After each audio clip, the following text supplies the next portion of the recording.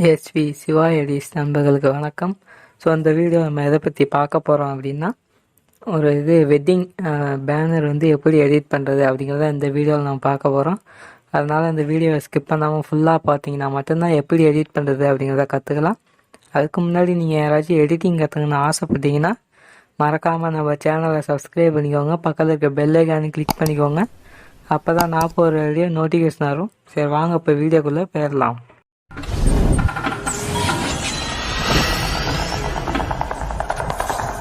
ஆப்பை ஓப்பன் பண்ணால் இந்த மாதிரி தான் இன்டர்ஃபேஸ் இருக்கும்.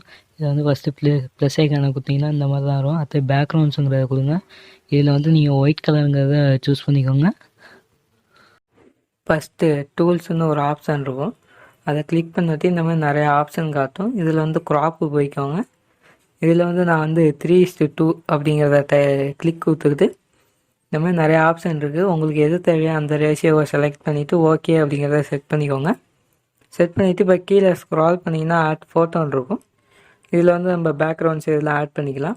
இப்போ இந்த 3 இமேஜ் நான் ஃபஸ்ட்டு எடுத்துக்கிறேன்.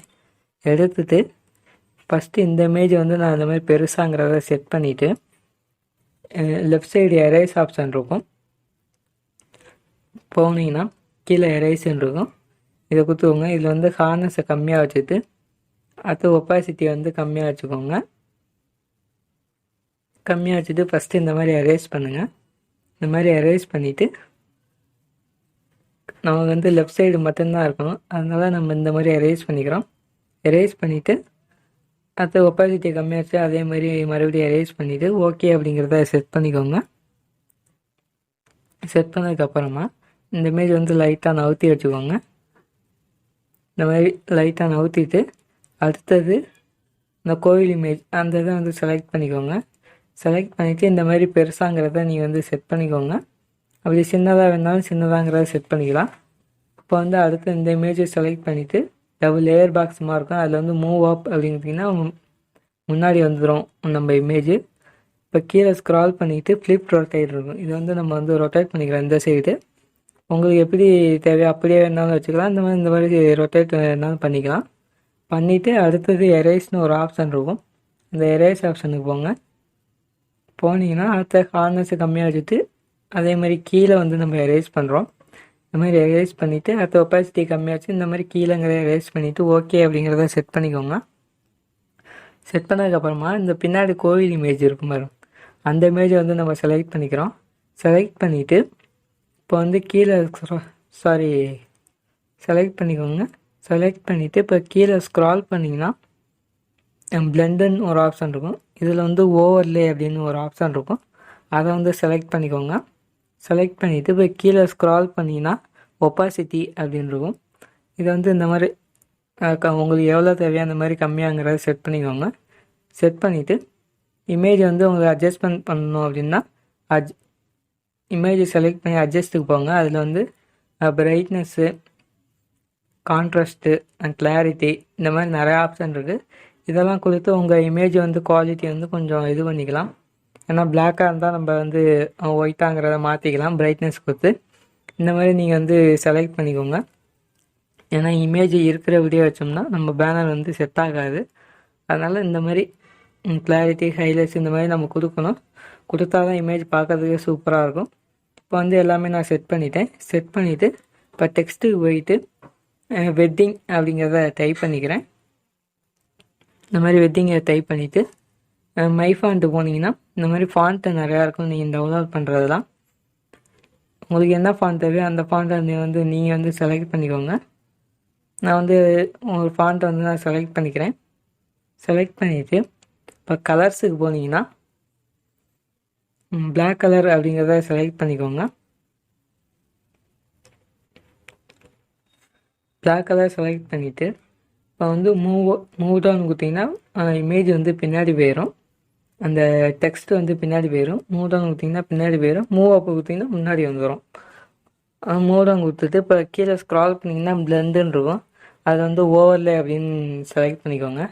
செலக்ட் பண்ணிவிட்டு மறுபடியும் டூப்ளிகேட் அப்படிங்கிறத கொடுத்துட்டு மறுபடியும் நீங்கள் மூவ் டவுன் அப்படிங்கிறத கொடுத்துக்கோங்க. மூவ் டவுன் கொடுத்தீங்கன்னா அது பின்னாடி போகும். பின்னாடி போனதுக்கப்புறமா மறுபடியும் அது மேலே வந்து நீங்கள் வந்து வைங்க. இந்த இமேஜை வந்து வச்சிங்கன்னா இன்னும் கொஞ்சம் டார்க்காக தெரியும். வச்சதுக்கப்புறம் பாருங்கள், கரெக்டாங்கிறத லைனை வந்து செட் பண்ணுங்கள். இந்த 3 இது ப்ளூ கலர் டார்க் தெரியும், அதை வந்து கரெக்டாக செட் பண்ணிக்கோங்க. செட் பண்ணிவிட்டு இப்போ வந்து எல்லாமே கரெக்டாக இருக்கா அப்படின்னு பார்த்து ஓகே அப்படிங்கிற செட் பண்ணிக்கோங்க. இப்போ வந்து இந்த இமேஜ் வந்து நான் செலக்ட் பண்ணிக்கிறேன்.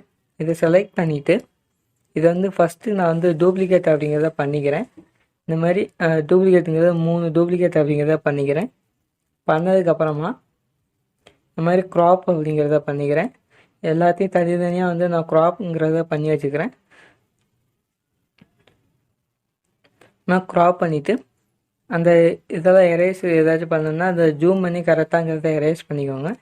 பண்ணிவிட்டு ஃபஸ்ட்டு திரும்பினா விழா அப்படிங்கிறத வந்து அது மேலேங்கிறத செட் பண்ணிக்கிறேன். செட் பண்ணிவிட்டு அடுத்த இந்த இமேஜ் வந்து செலக்ட் பண்ணிவிட்டு இந்த மாதிரி மேலேங்கிறத அதுக்கு மேலே வந்து செலக்ட் பண்ணிக்கிறேன். மூவ் கொடுத்திங்கன்னா இந்த மாதிரி அந்த இமேஜ் வந்து பின்னாடி போயிடும். உங்களுக்கு எவ்வளோ அட்ஜஸ்ட்மெண்ட் பண்ணணுமோ அந்த மாதிரி அட்ஜஸ்ட்மெண்ட் பண்ணிக்கோங்க. நான் வந்து இந்த மாதிரி மூவ் கொடுத்திங்கன்னா இந்த மாதிரி பின்னாடி போயிட்டு அடுத்தது இந்த இமேஜ் இருக்கும். திரும்பினால் அவருக்கு வாழ்த்துகள் அந்த வருக வருக இந்த மாதிரி இருக்கும். அதை வந்து செலக்ட் பண்ணிக்கிறேன். அடுத்தது நான் வந்து ஃபோட்டோங்கிறது போகிறேன். இந்த பாக்ஸ் இமேஜ் வந்து நான் எடுத்துக்கிறேன். ஏன்னா இதில் தான் நம்ம இமேஜ் வந்து செட் பண்ணலாம். இது உங்களுக்கு எத்தனை செட் பண்ணுறது அப்படிங்கிறத நீங்களே தான் சூஸ் பண்ணிக்கணும். சின்னதாக வச்சு நிறையா செட் பண்ணலாம். இல்லை கொஞ்சம் பேர்னால் இந்த 3 2 இந்த மாதிரி நீங்கள் வந்து டூப்ளிகேட் பண்ணி இந்த மாதிரி செட் பண்ணிக்கோங்க. நான் வந்து டூப்ளிகேட் அப்படிங்கிறத பண்ணிவிட்டு இந்த 3 லைன் டாட் வரும், அதுக்கு நேராக வைங்க. நீங்கள் வந்து கொஞ்சம் கீழே வச்சா கூட பேனர் பார்க்கறதுக்கு அசிங்கமாக இருக்கும்.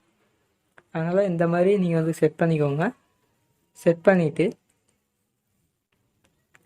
கரெக்டாக இந்த 3ஐயும் கேப்பு எவ்வளோ இருக்கோ அந்த மாதிரி நீங்கள் வந்து செட் பண்ணிக்கோங்க. ஏன்னா கரெக்டாக செட் பண்ணலன்னா நம்ம பேனர் பார்க்கறதுக்கே அசிங்கமாக இருக்கும். இவ்வளோது எடிட் பண்ணி வேஸ்ட்டாக போயிடும். அதனால் எது பண்ணாலும் கரெக்டாங்கிறத பண்ணிக்கோங்க. பண்ணிவிட்டு அடுத்தது இந்த வருக வருக அப்படிங்கிறத வந்து சென்ட்ரலில் இந்த மாதிரி செட் பண்ணிக்கோங்க. செட் பண்ணிவிட்டு அதை வந்து செலக்ட் பண்ணிக்கோங்க. கரெக்டாக சென்ட்ரலில் தான் இருக்கா அப்படிங்கிறத பார்த்துக்கோங்க. பார்த்துட்டு அதை வந்து செலக்ட் பண்ணிவிட்டு இப்போ கீழே ஸ்க்ரால் பண்ணிங்கன்னா ஷேடோன்னு இருக்கும். அந்த ஷேடோவில் வந்து பொசிஷனில் வந்து நீங்கள் வந்து கரெக்டாங்கிறத செட் பண்ணிக்கோங்க. ஏன்னா ஷேடோ உங்களுக்கு வந்து சின்னதாங்கிறத வைக்கிறப்ப ஷேடோ கொடுத்திங்கன்னா கொஞ்சம் அட்ராக்டிவாக இருக்கும். அதுக்கு தான் நம்ம வந்து ஷேடோங்கிறத கொடுக்குறது.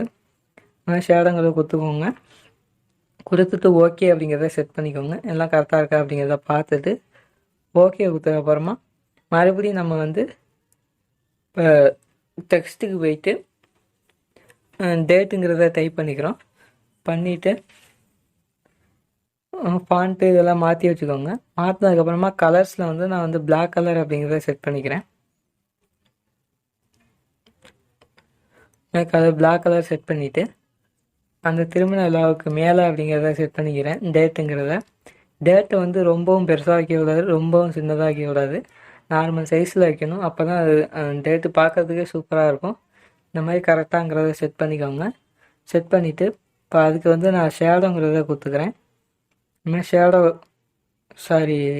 ஷேடோவுக்கு போனீங்கன்னா அந்த பிளாக் கலர் பார்க்குறதுக்கே சூப்பராக இருக்கும். கொடுத்துட்டு ஓகே அப்படிங்கிறத செட் பண்ணிக்கோங்க. இப்போ வந்து பாக்ஸில் எப்படி இமேஜ் ஆட் பண்ணுறது அப்படிங்க பார்ப்போம். அடுத்து இந்த இமேஜ் வந்து நம்ம செலக்ட் பண்ணிக்கிறோம். ஃபஸ்ட்டு அஜித் இமேஜ் வந்து செலக்ட் பண்ணிவிட்டு இப்போ வந்து லெஃப்ட் சைடு எரேஸ் ஆப்ஷன் இருக்கும்.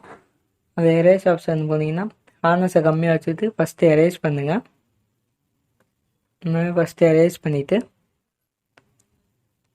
அடுத்து ஒப்பாசிட்டியை கம்மியாக வச்சுட்டு அது மேலே எரேஸ் பண்ணுங்கள். இன்னும் கொஞ்சம் கூட கம்மியாக இருக்கிற செட் பண்ணிக்கணும். செட் பண்ணிவிட்டு ஓகே அப்படிங்கிற செட் பண்ணிவிட்டு இந்த மாதிரி மேலே அப்படியே செட் பண்ணிங்கன்னா இந்த மாதிரி அஜித் இமேஜ் வந்து இந்த மாதிரி மேலேங்கிறத செட் பண்ணிக்கோங்க. செட் பண்ணிவிட்டு அடுத்தது இந்த இமேஜ் வந்து எப்படி பாக்ஸில் வைக்கிறது அப்படிங்கிறத பார்ப்போம். அவ்வளோதான். இந்த மாதிரி வந்து நீங்கள் ஆல்ரெடி எரேஸ் பண்ணி இருந்துச்சுன்னா இந்த மாதிரி அப்படியே வச்சிங்கனாலே நீங்கள் வந்து எதுவுமே பண்ண தேவையில்ல. அப்படியே செட் பண்ணிவிட்டு ஓகேங்கிறத கொடுத்துக்கோங்க. அப்படி இல்லைன்னா நீங்களே எரேஸ் பண்ணிங்கன்னா நல்லா ஜூம் பண்ணிவிட்டு பார்த்தீங்கன்னாலே அந்த திட்டாக இருக்கும். இப்போ வந்து கீழே ஸ்க்ரால் பண்ணி ட்ரான்னு இருக்கும். இந்த ட்ராவுக்கு போனீங்கன்னா 3 டாட் இருக்கும். இது வந்து சேவ் இமேஜ் அப்படின்னு இருக்கும். சேவ் பண்ணிங்கன்னா பேனர் வந்து சேவ் ஆயிரும். அவ்வளோதான். நம்ம பேனர் வந்து ரெடி ஆயிடுச்சு. இந்த ஒரு வீடியோ பிடிச்சா லைக் பண்ணிக்கோங்க. மறக்காமல் நம்ம சேனல் வந்து இன்னும் சப்ஸ்கிரைப் இல்லைன்னா மறக்காமல் சப்ஸ்கிரைப் பண்ணிக்கோங்க. பக்கத்தில் இருக்க பெல் ஐகானை கிளிக் பண்ணிக்கோங்க. அப்போ தான் நான் போகிற வீடியோ நோட்டிஃபிகேஷன் வரும்.